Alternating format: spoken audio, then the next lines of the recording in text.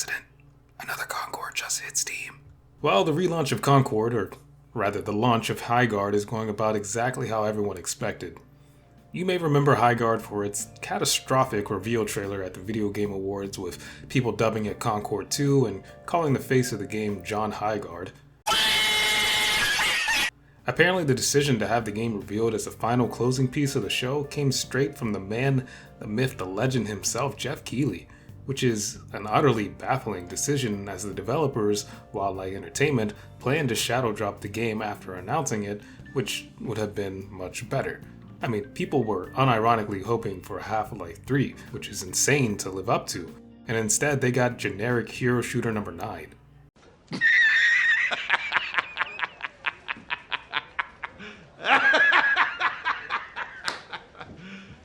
You serious? Now, look, if you were expecting Half-Life 3, that disappointment is on you. After it got memed into obscurity, I haven't heard a single word about Highguard. Now, part of that is because a handful of terminally online losers started harassing the developers on Twitter, which, seriously, some of you guys need a life. But even without that, let's be real. Nothing the developers could have said would have been received positively. So going radio silent and finishing the game was probably the smartest move they could have made. Which brings us to today. Highguard is out, and yeah. No.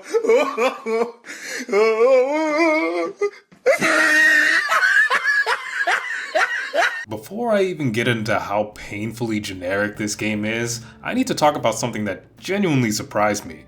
When I booted up Highguard, I was shocked to learn that it was a 3v3 tactical shooter. Now, from the trailers, the large-scale map, big open areas, mount travel, I, foolishly I suppose, assumed this was either a battle royale or maybe some kind of 3v3 PvEVP thing. I mean, the game has mounts. You don't add mounts unless players need to traverse large maps, and you don't have large maps unless you plan to have more players on that map. But no, 6 players total. And look, maybe I'm not the target audience, but I've played basically every major battle royale and tactical shooter out there, and even I stopped to think and went, isn't this a terrible idea?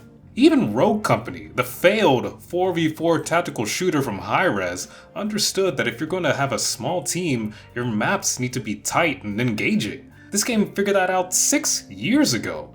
How did nobody at Wildlight Entertainment learn that lesson? Because this results in one of Highguard's biggest problems in my opinion. There's a whole lot of nothing going on in this game.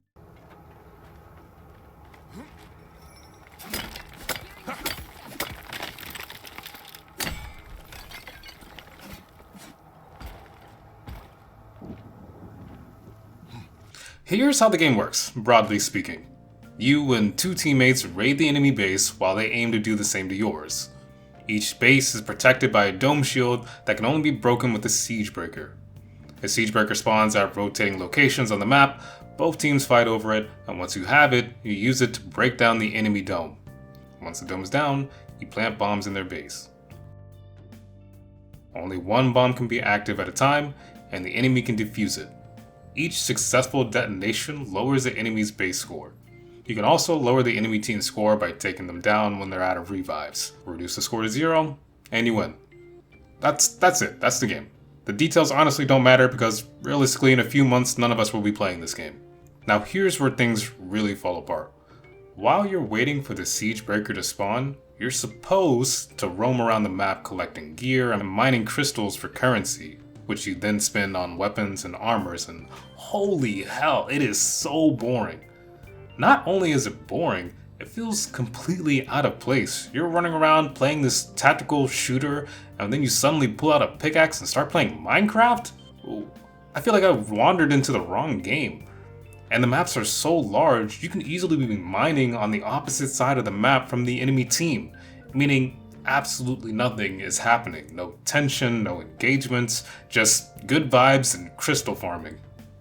Sure, you could go hunt the enemy down, but then you're falling behind on the currency, which puts you at a disadvantage when you're going to siege the enemy, or if you're being sieged. So the optimal way to play the game is also the least interesting way to play the game.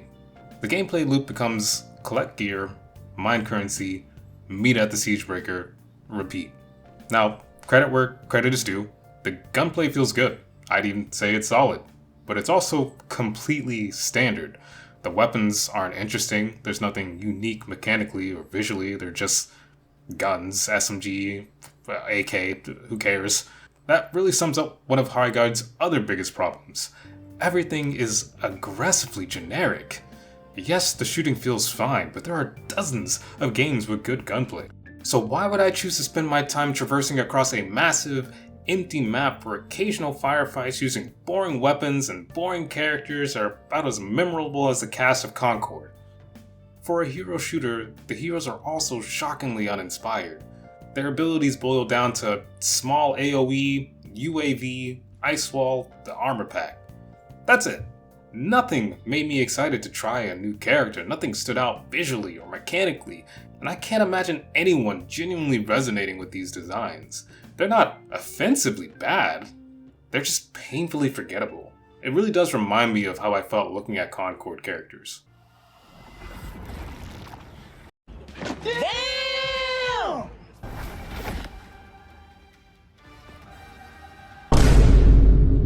Okay, well maybe they have a little more taste than the Concord devs. The game just feels like an amalgamation of other, better games. Bits and pieces of Overwatch, Valorant, Apex, even a little bit of Rainbow Siege sprinkled in there, all thrown together in this completely bland soup. Now, all that said, I do think the game's review are weirdly disconnected from its actual quality. Either people are genuinely done with bog standard shooters, or this game is just another in a long line of anti-woke capital G gamers. Or people are just leaving negative reviews for the meme. Because, if I'm being honest, the game had moments. Because here's the thing, I did have fun occasionally. I played solo with randoms because I couldn't convince any of my friends to actually play it, and I still had some genuinely enjoyable moments. The game isn't broken, the characters are balanced, it's pretty stable, there's something here. But whatever spark Highguard has is buried underneath the most bland, safe, unimaginative designs I've seen in gaming in a while. I don't know. It'll be interesting to see where this game ends up. Anyway, that's all I want to say. Later.